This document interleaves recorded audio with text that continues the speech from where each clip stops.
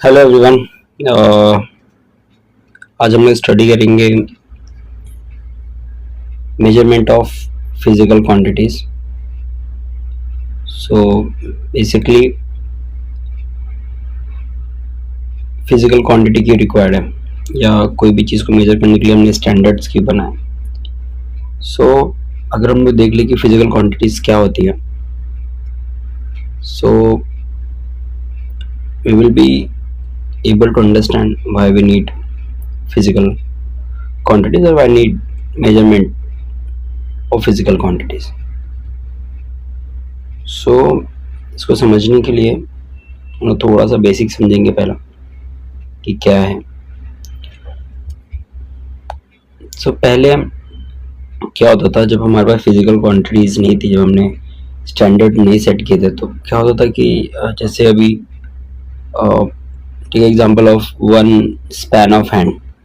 Like किसी का हाथ है छोटा है, वो मेजर करेगा कोई भी चीज़ यहाँ से यहाँ तक मेजर करेगा। किसी का हाथ बड़ा है, वो यहाँ से यहाँ तक मेजर करेगा, राइट। तो क्या होता था कि हर किसी का मेजरमेंट लेंथ क्या होगा, उससे क्या होगा कि अलग आएगा, डिफरेंट आएगा। तो ऐसे इश्यूज होते थे पहले। तो इसको ओवरकम करने के लिए हमने क्या किया, स्टैंडर्ड सेट कर दिया कि 1 मीटर या 10 सेंटीमीटर या 1 किलोमीटर क्या होगा। तो उसके लिए बाद में साइंटिस्ट और इंटरनेशनल ऑर्गेनाइजेशन ने डिसाइड किया कि एक सर्टन वैल्यू, एक सर्टन लेंथ को हम डिफाइन कर देंगे और वो हमारी स्टैंडर्ड क्वांटिटीज बन जाएगी, मेजरमेंट ऑफ क्वांटिटीज बन जाएंगे। ठीक है, तो देखो यहाँ पे हमारे पास ब्रिंजल है, मिल्क है, गोल्ड, जो भी यहाँ पे वेरियस आर्टिकल्स दिख रहे हैं हमको। तो इनको मेजर करने के लिए हम लोग डिफरेंट क्वांटिटीज यूज़ करते हैं। तो ये इम्पॉर्टेंट है, ये हमारी डेली लाइफ में बहुत इम्पोर्टेंट है। अगर ये क्वांटिटीज नहीं होंगी और हमारे पास नॉलेज नहीं होगा तो हम लोग प्रॉपर इसको मेजर नहीं कर पाएंगे। ठीक है, तो अगर मैं स्टार्ट करूँ फिजिकल क्वांटिटीज क्या होती है। ठीक है, तो हम लोग डेली लाइफ में क्या है, हम लोग डेली लाइफ में यूज़ करते हैं। जैसे फ्रूट्स लाते हैं हम लोग, वेजिटेबल लाते हैं, फूड ग्रेन्स लाते हैं। देन हमारा टेम्परेचर होता है, बॉडी टेम्परेचर, हम लोग डॉक्टर के पास जाते हैं तो चेक करता है वो। देन लिक्विड होता है, जैसे दूध हो गया या पेट्रोल हो गया या वाटर हो गया, उसका वॉल्यूम ऑफ लिक्विड क्या रहेगा, डेंसिटी क्या होगी, वो सब्सटेंस, कोई व्हीकल चल रही, ट्रेन चल रही, बस चल रही, स्पीड क्या होगी। तो ये सारी चीज़ें क्या आती है फिजिकल क्वांटिटीज में। सो इसकी बेसिक डेफिनेशन क्या है, quantity such as mass, weight, distance, speed, temperature, volume are called physical quantity. Physical quantity किसको बोलते हैं, quantities such as mass, weight, distance, speed, temperature, volume are called physical quantity. ये यहाँ पर इम्पोर्टेंट है, इस पैराग्राफ में ये इम्पोर्टेंट है। ठीक है, यहाँ तक आगे बढ़ते हैं। A volume and a unit are used to express the magnitude of a physical quantity. Magnitude क्या होता है, मतलब जैसे मैंने बोला 5 kg, तो ये जो 15 है ये क्या हो गया, मैग्नीट्यूड। क्या हो गया, मैग्नीट्यूड।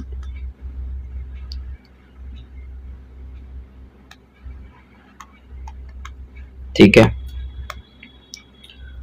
तो 15 मैंने बोल दिया 20 kg, ये भी क्या हो गया, मैग्नीट्यूड हो गया। इसमें 20 जो है वो मैग्नीट्यूड हो गया उसका। ठीक है, तो ये होती है फिजिकल क्वांटिटी में magnitude. So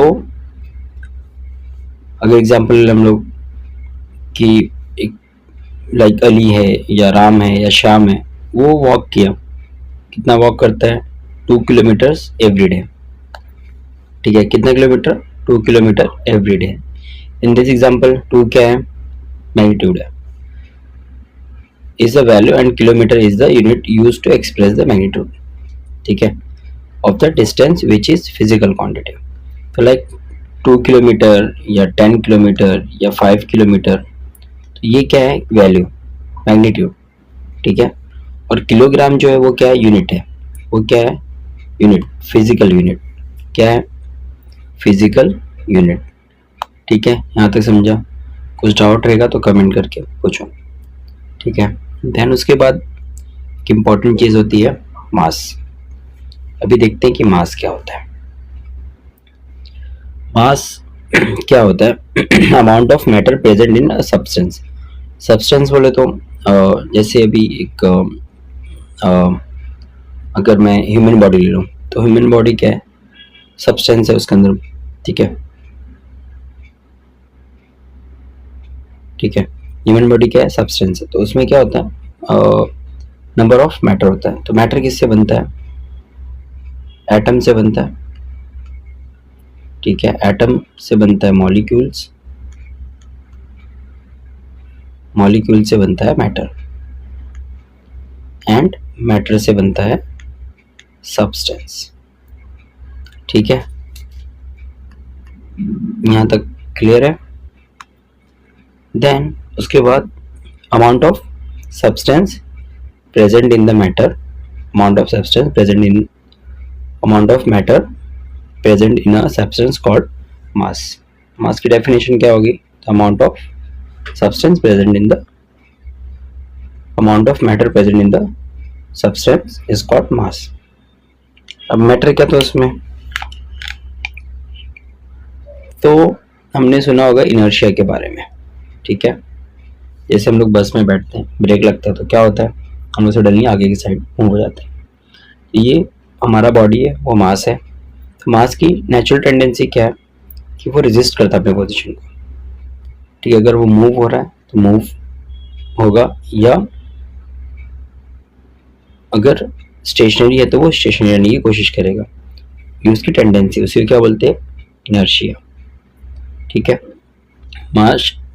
mass is a qualitative measure of inertia of an object. तो मास क्या है? बेसिकली क्वालिटेटिव मेजर है किसका? Of an object. Larger the mass, अगर जितना ज़्यादा मास होगा, लाइक अगर मास ज़्यादा होगा तो क्या होगा? इनर्शिया बहुत ज़्यादा होगा, ठीक है? ये बेसिक है कि अगर मास बहुत ज़्यादा रहेगा तो क्या रहेगा? इनर्शिया भी बहुत ज़्यादा रहेगी। और मास क्या है? स्केलर क्वांटिटी है। क्या है? Scalar quantity. स्केलर क्वांटिटी क्या होती है और वेक्टर क्वांटिटी क्या आती है? ये यहाँ पे दिया हुआ, अभी देखेंगे इसके बाद, ठीक है? It doesn't change. देखो, एक और चीज़ जो ध्यान रखने वाली है वो ये है कि मास जो होता है वो कभी चेंज नहीं होता। आप किसी भी प्लानट पे जाओ, आप मून पर जाओ, आप कहीं भी जाओ, मास कभी नहीं चेंज होगा, ठीक है? मास नहीं चेंज होता कभी भी। चेंज क्या होता है? वेट, ठीक है? एक बॉडी का मास जो है, जैसे अगर मेरा मास अर्थ पे 60 kg है तो मैं मून पर जाऊंगा तो भी मेरा मास 60 kg ही रहेगा। चेंज क्या होगा? चेंज होगा वेट, क्योंकि वेट किस पे डिपेंड करता है? ग्रेविटी पे, ठीक है? यहाँ तक। तो मास क्या है? एक स्केलर क्वांटिटी है, ठीक है? तो the quantities mass and weight are however different, ठीक है? तो इसका जो यूनिट है वो ग्राम में करते हैं हम लोग, या तो किलोग्राम में करते हैं, ठीक है? मास की जो यूनिट है वो ग्राम या तो kilogram,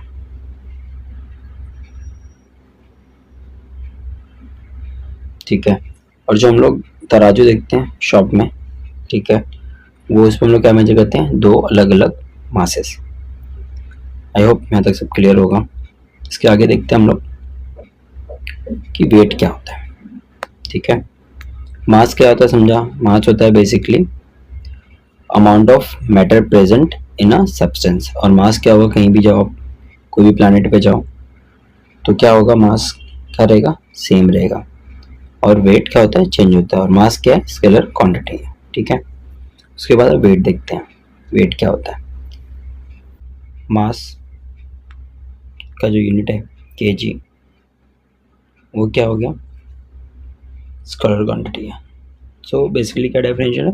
a quantity that can be completely express bye its magnitude alone is called a scalar quantity, ठीक है? यहाँ से यहाँ तक।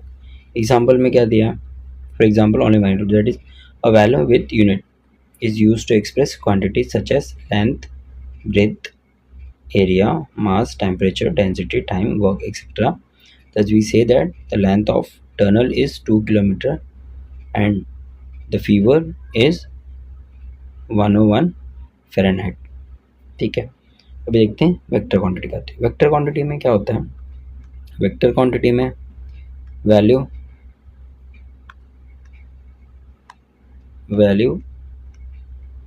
प्लस डायरेक्शन भी दिया रहेगा। क्या दिया जाएगा? डायरेक्शन।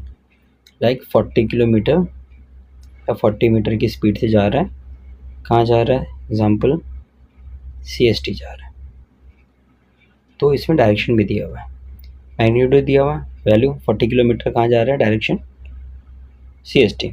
ठीक है, तो ये क्या हो जाएगा? वेक्टर क्वांटिटी हो जाएगा। जैसे वेलोसिटी, वेलोसिटी क्या है? वेक्टर क्वांटिटी है। स्पीड क्या है? स्केलर क्वांटिटी है। क्या है? Scalar quantity. ठीक है, यहाँ तक कुछ डाउट है? तो वेक्टर क्वांटिटी डेफिनेशन क्या है? The quantity that is expressed completely only when magnitude and direction are both given is called vector quantity. So displacement, velocity are vector quantities. For example, displacement 20 km towards the north, the aeroplane flying at the velocity of 500 km per hour towards Mumbai. So क्या होगा? ये इसका ये हो गया vector quantity. ठीक है, इसमें कुछ डाउट है? कुछ डाउट रहेगा तो कमेंट करो, I answer.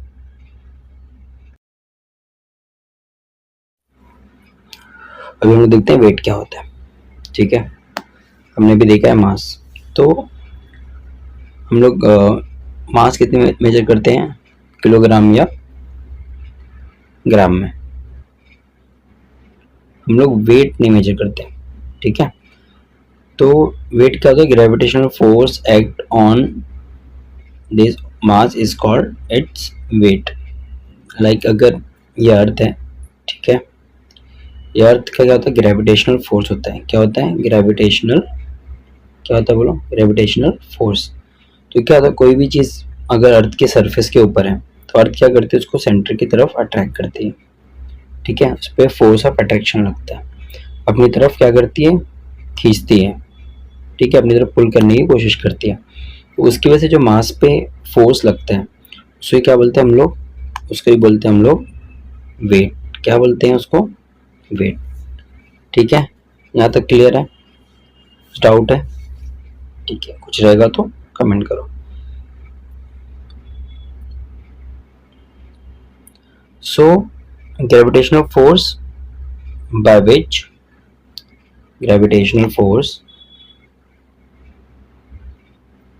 which earth attract an object towards the center is called weight of an object. Therefore weight is a vector quantity. It is different at different places on earth. ठीक है, ये कैसे different होती है, क्या है, इसके बारे में जब हम आप थोड़ा आगे जाएंगे तो हम देखेंगे। ठीक है, तो वेट क्या है? वेट क्या होता है? कोई भी मास जो अर्थ पे है, ठीक है, सपोज ये एक मास है, ठीक है, या एक ह्यूमन है, इसके ऊपर अर्थ का ग्रेविटेशनल फोर्स लगेगा, वो जो वेट फोर्स की वजह से जो वेट बनेगा उसको क्या बोलते हैं? वेट बोलते हैं। ठीक है, so gravitational force by which the earth attracts an object toward its centre is called weight of the object. ठीक है, क्योंकि उसको अट्रैक्ट कर एक डायरेक्शन है, इसलिए क्या है? वेक्टर क्वांटिटी है। ठीक है, यहाँ तक ऑलराइट? ज़्यादा है, राइट। तो ग्रेविटी जो होती है डिपेंड करती है डिस्टेंस पे भी, राइट। वेट का फॉर्मूला क्या है? W equals to mg। m क्या है यहाँ पर? मास ऑफ बॉडी। g क्या है? Gravitational force, right. सो क्या होता है? एक और चीज़ यहाँ पे ध्यान देने वाली है, सपोज अगर हम लोग थोड़ा सा यहाँ पर इस डायग्राम पे ध्यान दें तो ये अर्थ है,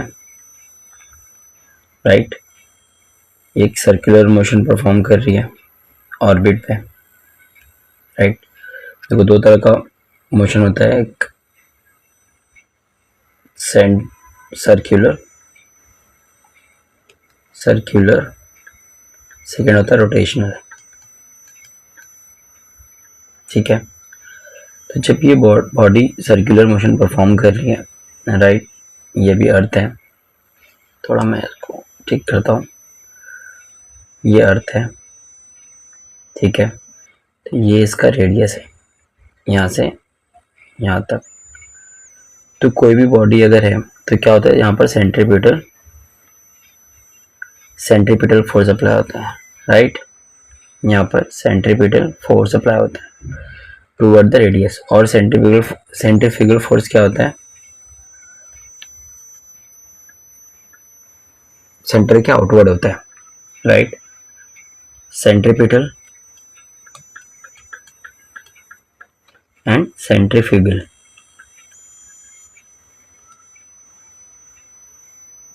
ये दो फोर्स अप्लाई होता है इसके ऊपर, राइट। तो उस वजह से क्या होता है, ये बॉडी इससे दूर जाने की कोशिश करती है, इसलिए उस पर क्या होता है, वहाँ पर क्या होता है, फिर ग्रेविटेशनल फोर्स क्या होता है, कम होता है, उसकी वजह से वेट क्या होगा मेरा वहाँ पर कम रहेगा, ठीक है। इसलिए इक्वेटर पे क्या होता है, मिनिमम होता है। सेकंड केस क्या है, सेकंड केस ये है,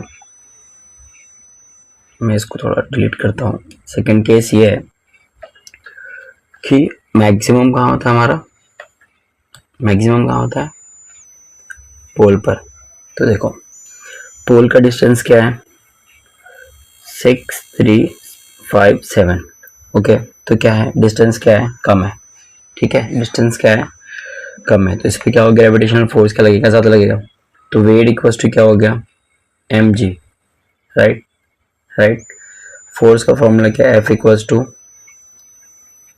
gravitational constant m1 m2 divided by r square, right. तो क्या होगा, इसमें क्या हो जाएगा, डेफिनेटली फोर्स जब डिस्टेंस कम होगा, अगर देखो फोर्स इनवर्सली प्रोपोर्शनल है आर के, राइट। तो डेफिनेटली जब डिस्टेंस कम होगा तो क्या होगा, फोर्स बढ़ जाएगा, करेक्ट। तो इसलिए क्या होता है कि इक्वेटर पे जो वेट होता है वो मिनिमम होता है और पोल पे क्या होता है, वो मैक्सिमम होता है, राइट। अर्थ हमारी कितनी टिल्टेड है, 23.45 डिग्री, राइट। सो यही रीज़न है कि जो वेट है, वेट ऑफ एन ऑब्जेक्ट, वो मैक्सिमम होता है पोल पर और मिनिमम होता है इक्वेटर पर। सेकेंडली देखो मैंने क्या बोला था कि पोल, देखो कोई भी अगर ये एक बॉडी है, ठीक है, ये अर्थ का पोल है, तो इसमें क्या हो रहा है, इसमें सेंट्रीफ्यूगल सर्कुलर मोशन परफॉर्म नहीं हो रहा है, इसमें परफॉर्म हो रहा है रोटेशनल। अर्थ यहाँ पे सिर्फ रोटेट कर रही है, राइट।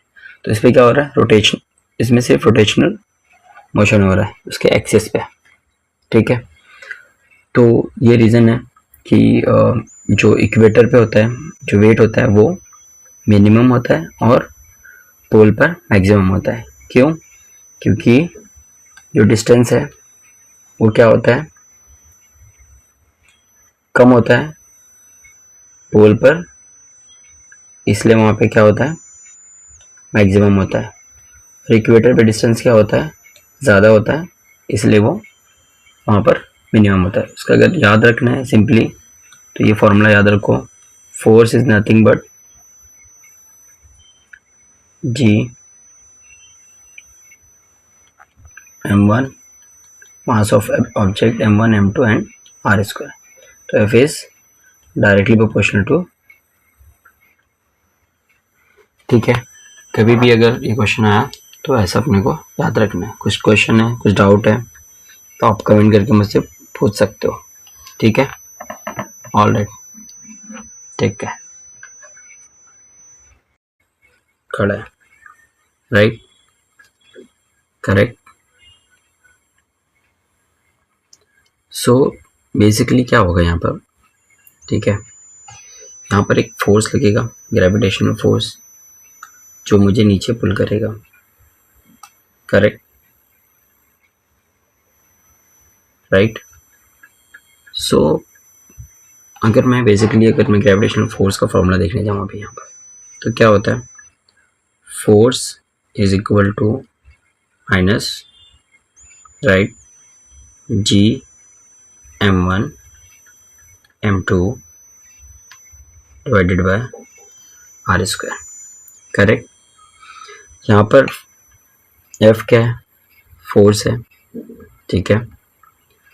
G क्या है, ग्रेविटेशनल कांस्टेंट है, यूनिवर्सल ग्रेविटेशनल कांस्टेंट है। m1 है mass of object 1, m2 mass of object 2, ठीक है। और r is distance between two objects. Like अगर ये एक ऑब्जेक्ट है, सेकेंड ऑब्जेक्ट है, ठीक है, फोर्सेस है, ये m1 है, ये m2 है। सपोज ये अर्थ है, ठीक है, और ये एक मून है, राइट। तो वैसे ही ये दोनों के बीच का जो डिस्टेंस है वो r है, राइट, r स्क्वायर।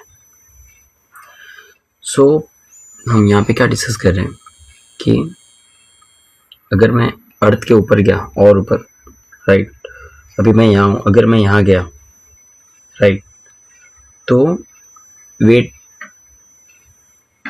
है ना, why is the weight of an object at high altitude less than its weight on sea level, right, कम क्यों होता है, करेक्ट।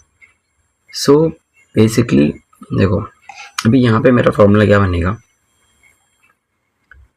ठीक है, फॉर्मूला बनता है मेरा यहाँ पे F इज इक्वल टू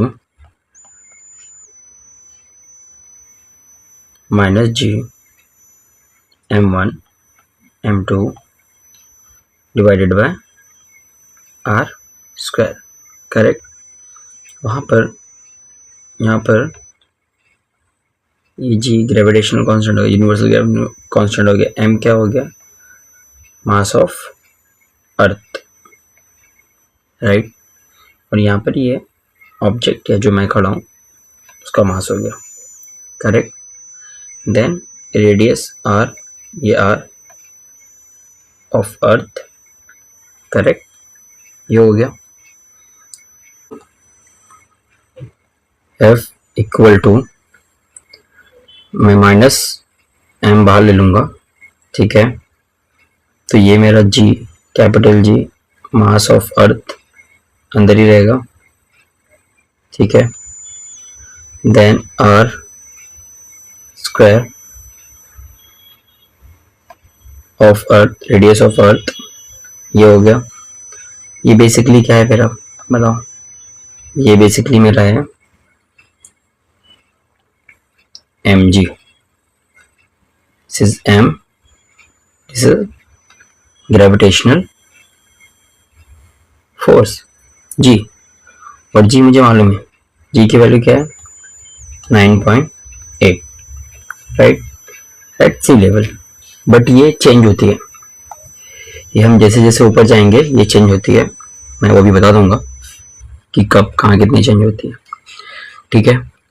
सो ये तो मेरा इस लेवल पे कितना हो गया, ये F equal to minus m g, right. But अगर मेरी ये हाइट मैंने चेंज कर दिया, ठीक है, मैंने ये हाइट चेंज कर, अब मेरी हाइट हो गई इतनी, मैंने h से बढ़ा दिया इसको,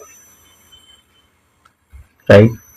तो ये क्या हो जाएगा अब, F इक्वल टू, अगर मैं इसको ले लूँ, F equal to minus G m1 mass of earth, mass G, ये क्या हो जाएगा, radius of earth, correct, plus h, क्योंकि ये भी तो हाइट बढ़ गई इतनी, राइट, यहाँ से यहाँ की हाइट बढ़ गई है, राइट। तो देखो डेफिनेटली फोर्स कम हो जाएगा, क्यों? क्योंकि ये बढ़ गया है अभी, यहाँ पर इंक्रीज हो गई, डेफिनेटली डिक्रीज होगी कि ये वैल्यू बढ़ गई ना। अगर सपोज यहाँ पर 10 है, पहले 2 था, ठीक है, तो आंसर क्या आएगा 5, राइट। अगर मैं उसको इंक्रीज करके 5 कर दूं तो क्या आंसर आएगा मेरा? 2 आएगा। तो ये अभी बढ़ गया है, इसका रेडियस क्या हुआ? बढ़ गया। तो डेफिनेटली जब नीचे की वैल्यू बढ़ जाएगी तो ऊपर की क्या होगी? वैल्यू कम हो जाएगी। तो फोर्स क्या हो जाएगा? जैसे जैसे हम हाइट पर जाएंगे क्या होगा? फोर्स कम होगा। ठीक है, यहाँ तक किसी को डाउट है?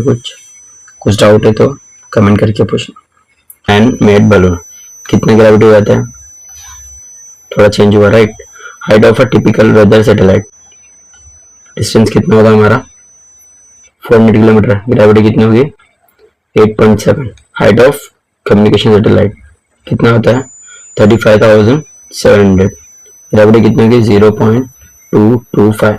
इससे क्या समझ में आ रहा है कि एल्टीट्यूड जैसे जैसे बढ़ेगा क्या इंक्रीज होगा, तो वेट क्या होगा? वेट क्या होगा? कम होगा, राइट। क्लियर है यहाँ पे? तो अगर मैं इसको ब्रीफ कर दूं पूरे टॉपिक को एक बार में, तो force is inversely proportional to distance, right, and weight is equals to mg। तो g m क्या है? मास। वो कहीं भी जाओ आप कांस्टेंट रहेगा, राइट। तो F is directly W is directly proportional to, weight is directly proportional to gravity. तो अगर ग्रेविटी कम होती है तो क्या होगा? वेट कम होगा, राइट। और फोर्स का फॉर्मूला क्या है? G m1 m2 upon r square. और यहाँ पे अगर मैं m1 यहाँ पे कंसिडर कर लूँ, ठीक है, मास ऑफ बॉडी, तो G m2 and r square क्या है? Is nothing but small g, that is gravitational force। I hope ये क्लियर हो गया आपको। कुछ डाउट रहेगा तो please comment, I try to clear your doubts. Thank you for watching.